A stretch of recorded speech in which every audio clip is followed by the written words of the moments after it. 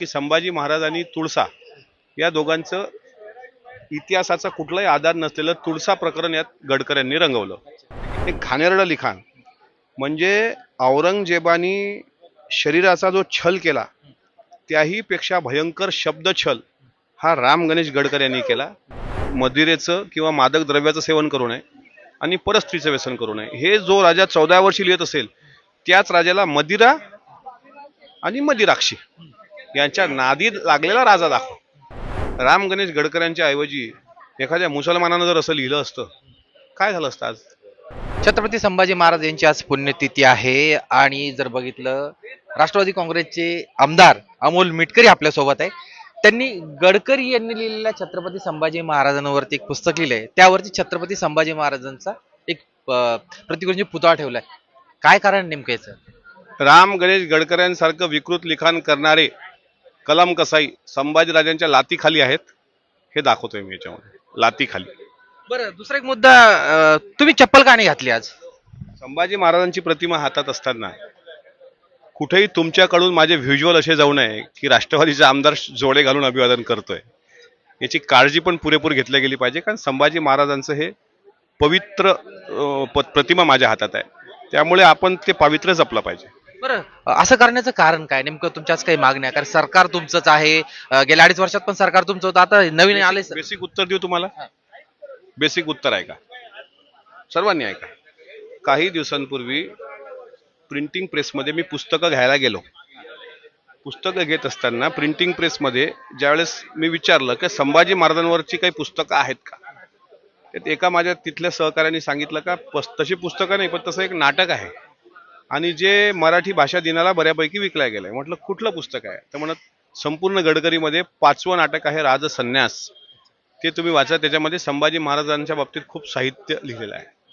मग मी ते काढलं, ते वाचलं आणि त्यातले संवाद वाचले. ते समोर तुम्ही आमच्या लेट्सअपच्या प्रेक्षकांना दाखवू शकता. प्रकारांना दाखवले, पण तुम्हालाही मी दाखवतो की संभाजी महाराजांच्या बाबतीत, बरं हे मी खोटं बोलत नाही, महाराष्ट्र राज्य साहित्य आणि सांस्कृतिक मंडळ यांनी 1984 साली याची पहिली आवृत्ती काढली मे महिन्यामध्ये, म्हणजे जयंतीच्या तेवढ्यामध्ये.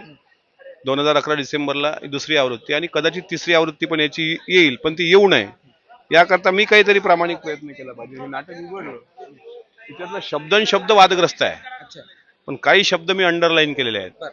ह्या नाटकाची पार्श्वभूमी अशी आहे की संभाजी महाराज आणि तुळसा या दोघांचं इतिहासाचा कुठलाही आधार नसलेलं तुळसा प्रकरण यात गडकऱ्यांनी रंगवलं. त्यामध्ये दिलवर तुळसा, इश्काची शराब, तुझ्या गालावर सांडलेली ही गुलाबी शराब पाजून या जीवाला धुंद करा, आणि शेवटी याच दारूच्या नशेत संभाजी महाराज कैद होतात आणि त्याला सोडायला त्यांना साबाजी म्हणून एक कोणीतरी सेवक येतो आणि मग संभाजी महाराज म्हणतात की माझी ओळख ही नाही आहे, मी काही पराक्रमी नाही आहे, मी तर रणडीबाज छाकटा आहे, मला सोडायला कशाला आलात, माझ्या नाव लौकिकाची इमारत बघा, ते संभाजीचा चुराळा झालाय त्या खाली. असं हे घाणेरडं लिखाण म्हणजे औरंगजेबानी शरीराचा जो छल केला त्याही पेक्षा भयंकर शब्दछल हा राम गणेश गडकर यांनी केला. आणि राम गणेश गडकऱ्याचं हे पुस्तक आजही सरकारच्याच महाराष्ट्र राज्य साहित्य आणि संस्कृती मंडळामध्ये विक्रीला उपलब्ध असेल. आणि मग मी यातून तळात गेलो बुळात की अशी किती नाटकं आहेत, तर अशी 32 चित्रपट आणि 80 नाटकं आहेत.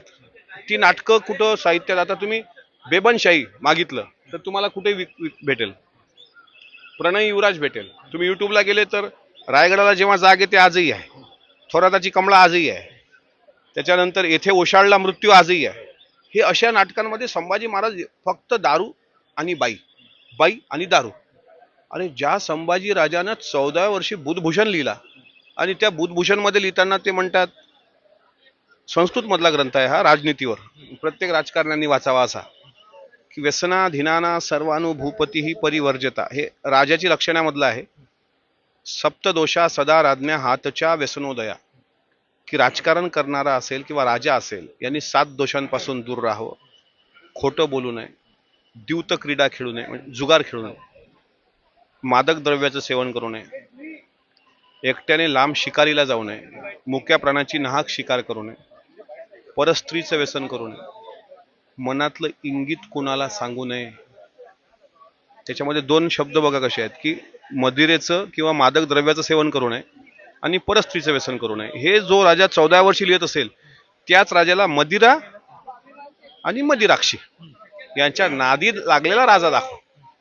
अगदी सावरकरांनी सुद्धा ते लिहिलंय, मदिरा आणि मदिराक्षीच्या नादी लागलेला किंवा काकताली की ज्ञान वगैरे असं लिहिलं. म्हणजे एक ते गडकरी असतील असं मी म्हणत नाही. त्यामध्ये कानेटकरांचं लिखाण, त्यामध्ये बंच ऑफ थॉट्स पण आहे.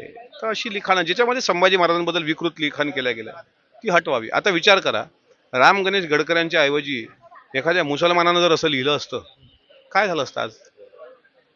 मला आंबेडकरी चळवळीचा अभिमान वाटतो याबाबत की अरुण शौरींनी एक वाक्य बाबासाहेब आंबेडकरवर चुकीचं लिहिलं, अख्खा आंबेडकरी समाजाने पुस्तक बॅन केलं.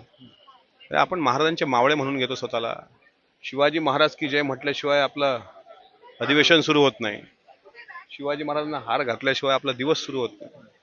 त्या शिवरायांचा राजपुत्र जर या कलम कसायांच्या तावडीत सापडलेला असेल तर ते सोडवण्याचं काम सुद्धा आपल्या सरकारचं आहे. म्हणून सरकारकडे मी गांधीवादी पद्धतीने आंदोलन करून ह्या मागण्या केल्या आणि होळीच्या दिवशी या विकृत साहित्याची मी स्वतः होळी करणार. काय मागण्या केल्या तुम्ही आता सरकारकडे? सरकारकडे मागणी क्रमांक 1, संभाजीराजांचं तैलचित्र विधान भवन मंत्रालयात असावं. तैलचित्र डॉक्टर जयसिंगराव पवार सरांकडे आहे, रमेश मिस्त्रीनं काढलेलं तेच असावं.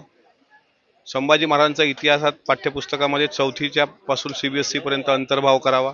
CBSEत अंतर्भाव करण्याकरता केंद्र सरकारने त्याबाबत पाठपुरावा करावा.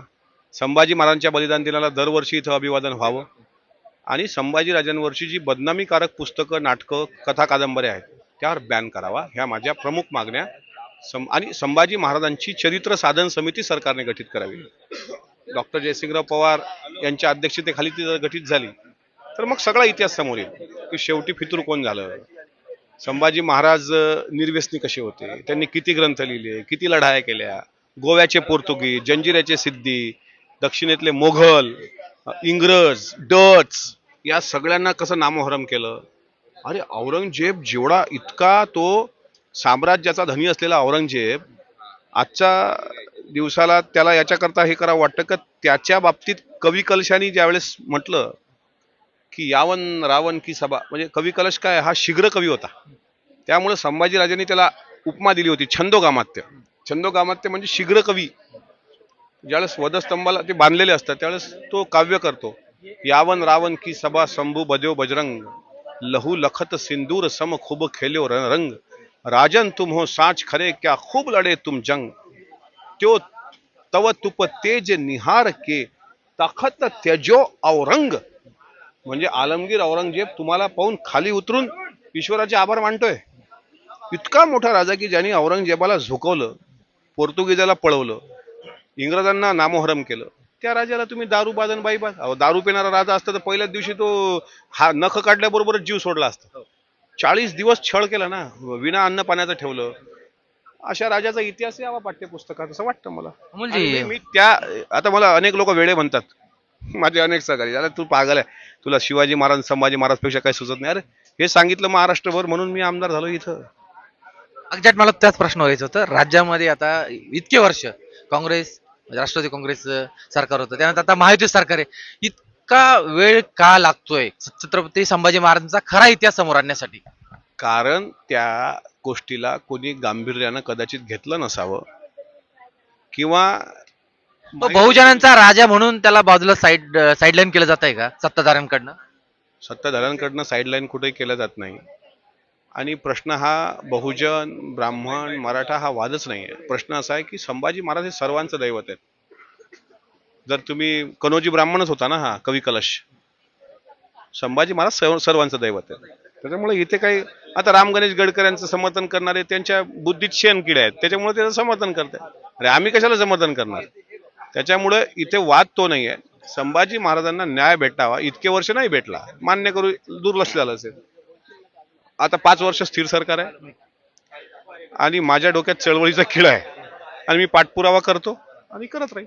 मुख्यमंत्र्यांची भेट तुम्ही घेणार आहेत? घेतली, मुख्यमंत्र्यांची भेट घेतली, अजितदादांची भेट झाली नाही. आज 6 वाजता मी अजितदादांची पण भेट घेणार.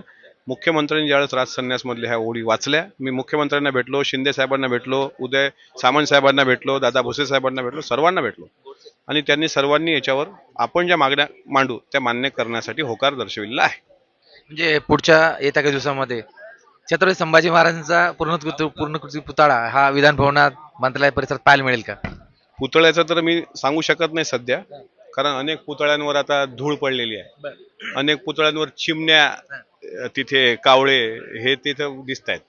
आता अधिवेशन काळात हे असतं, नंतर मग तसेच असतात पुतळे. त्यापेक्षा तैलचित्र असले पाहिजे. त्यासाठी तरी मी पुढची जे काही माझं कार्यकाळ राहिला असेल त्या कार्यकाळात एक तेवढं जरी काम झालं तर जीवनाचं सार्थक झालं असं समजेल. धन्यवाद. निश्चितच ज्या पद्धतीने छत्रपती संभाजी महाराजांचा खरा इतिहास कशा प्रकारे समोर येईल यासाठी आपण प्रयत्न करणार असल्याचं अमोल मिटकरी यांनी म्हटलं आहे. Prashant Godse, let's up Marathi, Mumbai.